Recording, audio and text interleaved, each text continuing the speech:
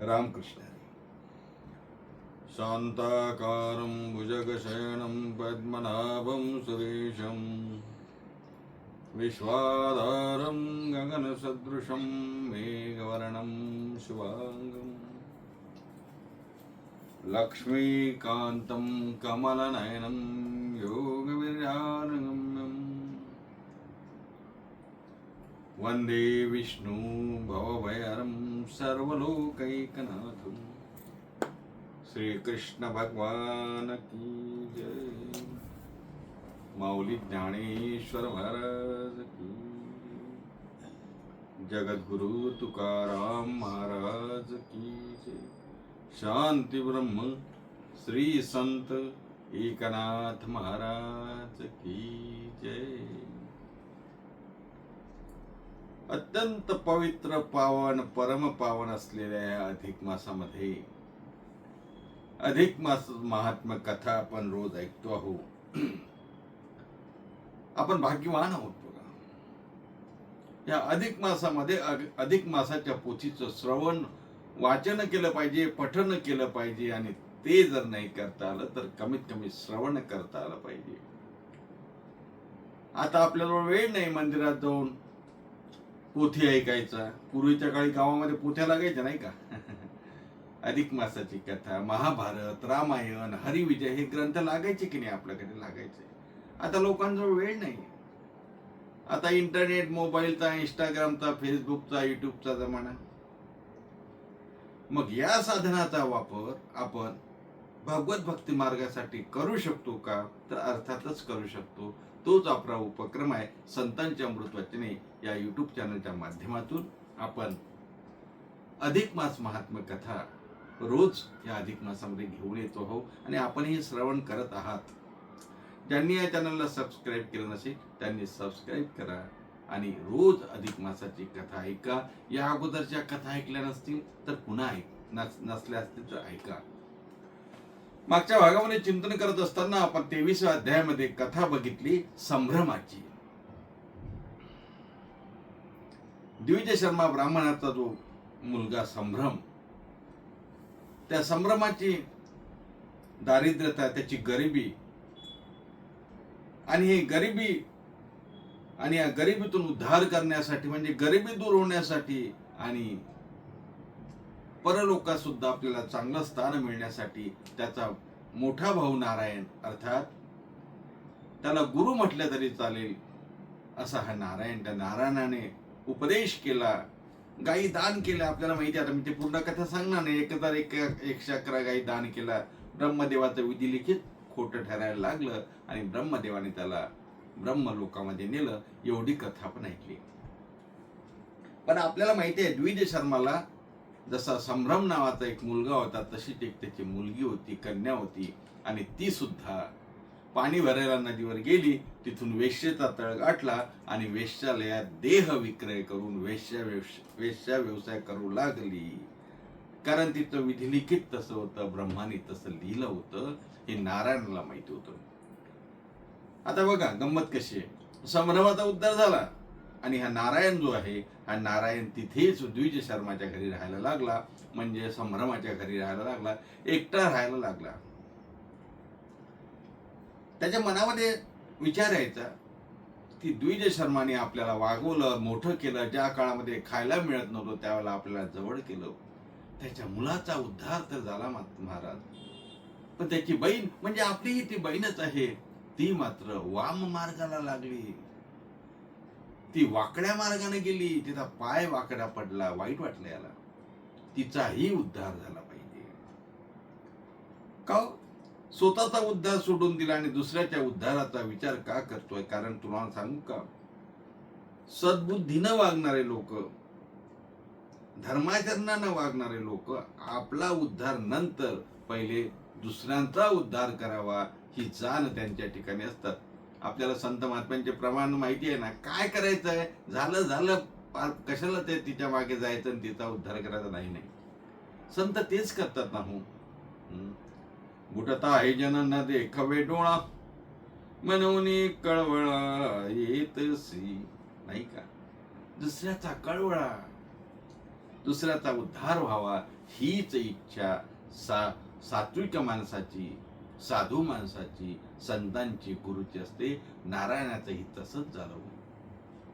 नारायणाला चैन पडेना, संभ्रमाच्या बहिणीचा उद्धार झाला पाहिजे. ती या वेश्या व्यवसायातून बाहेर निघाली पाहिजे. कुठे असेल ती म्हणून हा त्या गावातून निघाला महाराज. फिरत फिरत आजूबाजूचे सर्व गाव त्यांनी पालथी घातली. त्याच्या लक्षात आलं कुठेतरी श्रीमंताच्या गराड्यामध्ये, संदिष्ट लोकांच्या गराड्यामध्ये ही पडली असावी. कारण आपली बहीण खूप सौंदर्यवती होती. संभ्रमाची बहीण खूप सौंदर्यवती होती. ती कोणातरी धनाढ्य माणसाच्या जवळ असेल म्हणून हा एका गावी गेला. सर्व गाव पालथी घातली. कुठे त्याला 10, 15, 20, 50 गावं बघितली, कुठे नाही. पण ज्या वेळेस एका लक्ष्मण नावाच्या गावामध्ये हा गेला महाराज, तेव्हा श्रीमंत गाव होते. याला असं वाटलं इथेच कदाचित ही असू शकते, कारण या श्रीमंत लोकांच्या नादी ही कदाचित लागली असावी. नारायणाच्या जटा वाढलेल्या होत्या, दाढी मिशी जटा सर्व वाढलेल्या होत्या. 12 वर्ष फिरून आलेला होता आपल्याला माहिती आहे. आणि हा जटाधारी नारायण गावात गेला महाराज, मंदिरामध्ये बसला आणि यांनी विचार केला गावात फिरून बघावं की इथे आपली संभ्रमाची बहीण आहे का. आता फिरायचं कसं म्हणून गावात फिरताना म्हणता, कोणाला ज्योतिष्य बघायचं असेल तर ज्योतिष्य बघा, मी ज्योतिष्य सांगणार. फिरता फिरता फिरता फिरता अनेक लोकांचं ज्योतिष्य तो अनेक बायांचं, अनेक माणसांचं ज्योतिष्य तो बघत होता. त्यांना सांगत होता की त्यांच्या बालपणीची कथा हळूहळू त्यांच्याकडे जोडून ऐकून घ्यायचा आणि त्यांना काहीतरी भविष्य सांगायचं. फिरता फिरता फिरता फिरता अशी 3 मजल्याची एक इमारत दिसली. त्या इमारतीच्या गवाक्षामध्ये म्हणजे वरच्या खिडकीमध्ये एक सुंदर अशी सौंदर्यवान मुलगी त्याला दिसली. आणि या नारायणाला वाटलं कदाचित हीच तर ती सौंदर्यवती संभ्रमाची बहीण नसेल ना. म्हणून खालूनचा नारायण आवाज देतो, ज्योतिष्य बघा कोणी भविष्य बघा, ज्योतिष्य बघा कोणी भविष्य बघा, हस्तरेष बघा कोणी ललाट रेष बघा. अर्थात मी भविष्य सांगता, भविष्य सांगायला आलेलो आहे, कोणी भविष्य बघा. वरून तुम्हाला सांगतो, संभ्रमाची बहीण धावत खाली आली आणि म्हणतो, ओ बुवा, आमचं भविष्य बघताय का आम्ही तुमचं भविष्य बघू. बघा तुम्हाला सांगू का, संगतीत कोणाच्या राहिली, व्यवसाय कोणता करते, वेश्या व्यवसाय करते, संगत पण अशाच लोकांची. आता काय करावं महाराज. खाली आली आणि बुवा बघा ना आमचं भविष्य म्हणून विचारते. नारायण म्हणतो, ठीक आहे ठीक आहे, दाखवा तुमचा हात. नारायणाने आपल्या संभ्रमाच्या बहिणीचा म्हणजे आपल्या बहिणीचा हात हातात घेतला आणि विचारतोय, कुठून आला आपण, आपलं गाव काय, आपलं नाव काय, आपलं हे काय, असं तसं विचारायला लागला. ती म्हणते, त्याचं काय करायचं, हात बघून भविष्य सांग ना. नारायण म्हणतो, नाही, मला लाज वाटते भविष्य सांगायची. असं म्हटल्या तिने याला माडीवरती नेलं. महाराज यांना लाज सर्वच नाही ना, व्यवसायच तसा होता ना. माडीवरती नेलं, वर बसवलं. मोठा बिछाना, मोठा सोफा सेट, अत्तरदाणे, गुलाबदाणी, सुवास, दूध, मलाई पेटे सर्व पडलेले आहेत. आणि म्हणतात, काय आहे सांगा माझं भविष्य. महाराज सांगा माझं भविष्य. कुचेष्टा करायला लागली महाराज. नारायण म्हणतो, सांगू तुझं भविष्य, दाखव हात मला.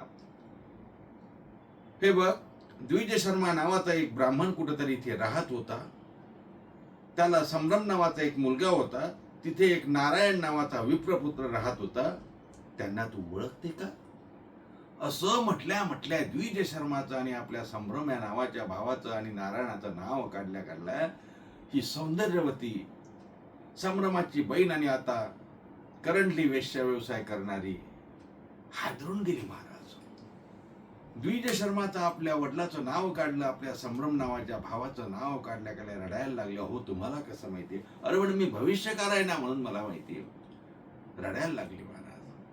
आणि मग त्यांनी सांगितलं, मी नारायण आहे. नारायण नारायण नारायण दादा तू. अरे बापरे, असं म्हटल्या याच्या पायावरती लोळायला लागले आणि म्हणतो, अरे नारायण दादा, माझी चूक झाली. मी या मार्गाला लागली, मला कळलं नाही.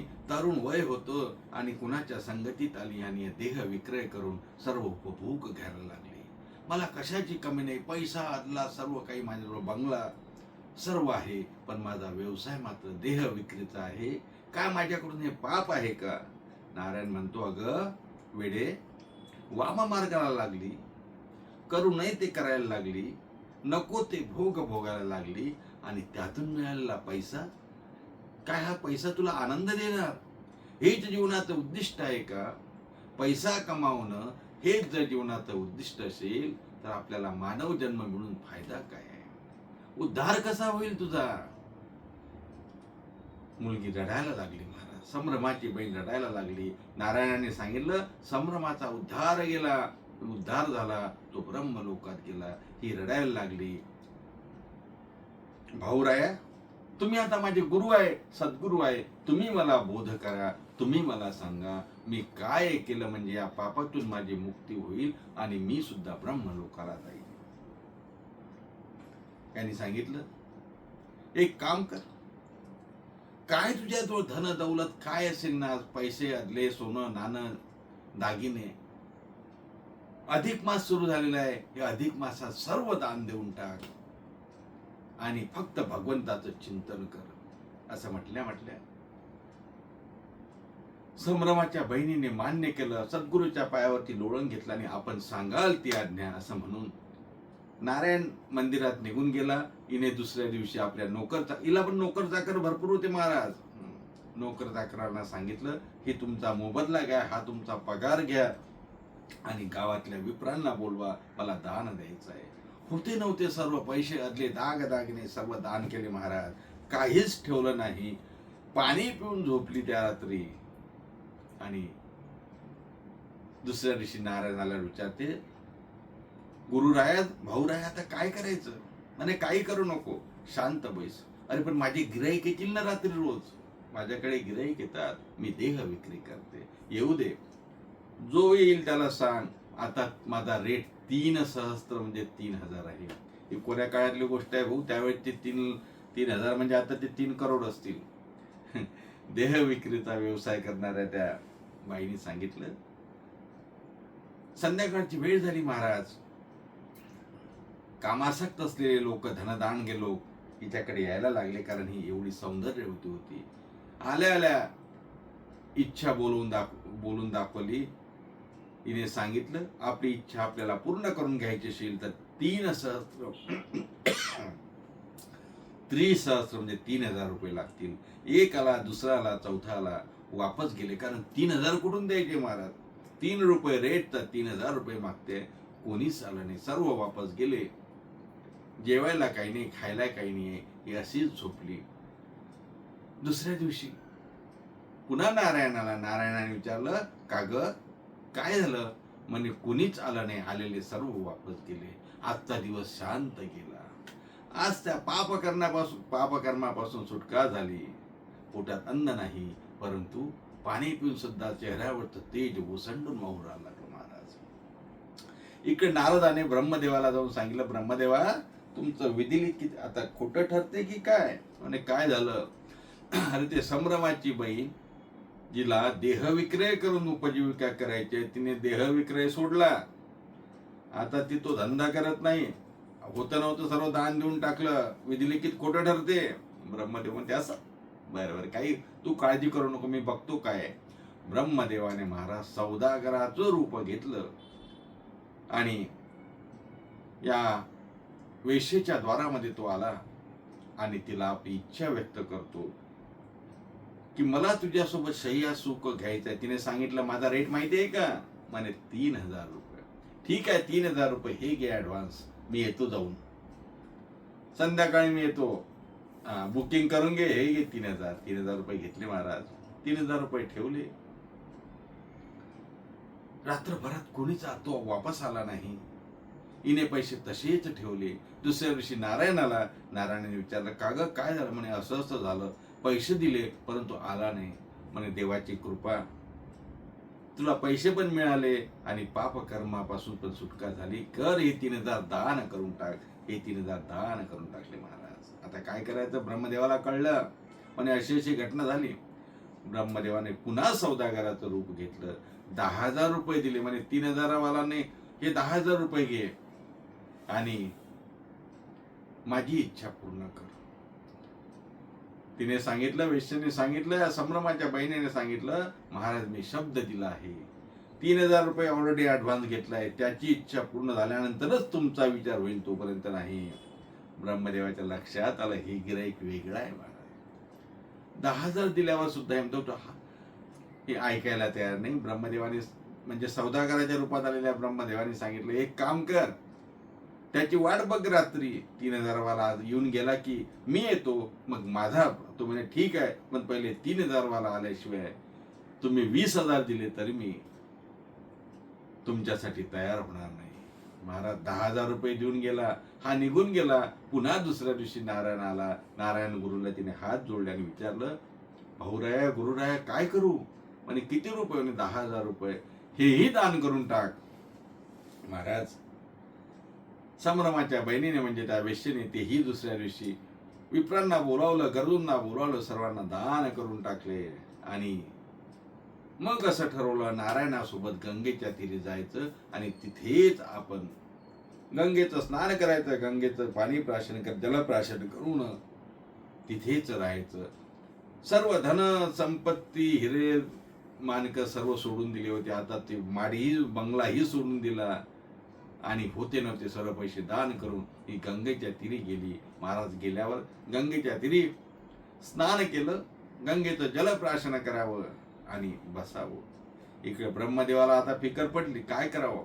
नारद मुनी म्हणतात, देवा सर्व चुकीचं ठरायला लागलं, ब्रह्मलिखित विधिलिखित. म्हणे काय झालं? तुम्ही लिहिलं होतं ना ही देह विक्री करून आपली उपजीविका करेल. तिने देह विक्री सोडली आणि मिळालेला पैसा सर्व दान करून टाकला. आता काय करणार? तुमचं भविष्य चुकीचं होणार. ब्रह्मदेव म्हणतात, हो हो, हिच्या पाठीमाग कोण आहे रे? आणि तोच आपला नारायण. असं काय? तोच नारायण, ज्याला संभ्रम आला, ज्याने मार्ग दाखवला, तोच नारायण. बरं ठीक आहे, मग करायचं काय? काही करायचं नाही, तुमचं लिखित खोटं ठरते. ब्रह्मदेव म्हणला ठीक आहे. ब्रह्मदेवाने आपले दूत पाठवले. महाराज या वेश्येकडे दूत पाठवले आणि सांगितलं तिला घेऊन या ब्रह्मलोकामध्ये. वेश्येजवळ ते लोक आले, त्यांनी हात जोडले आणि सांगितलं, चला आमच्यासोबत. देवी आमच्यासोबत चला. म्हणजे कुठे? म्हणे ब्रह्मलोकात. का? तुमच्या पुण्याने तुम्ही जे अधिक मासामध्ये गंगेचं स्नान केलं, दान केलं, धर्म केला, त्या पुण्याने तुम्हाला ब्रह्मलोकामध्ये न्यायला आम्ही आलो. ब्रह्मदेवाने आम्हाला पाठवलं. काय उत्तर आहे माहितीये महाराज त्या वेश्येचं? तिने सांगितलं, मी येणार नाही. म्हणे येणार नाही? अहो ब्रह्मलोकात ब्रह्मदेवाने अहो कोणीही पाठवू द्या, मी येणार नाही.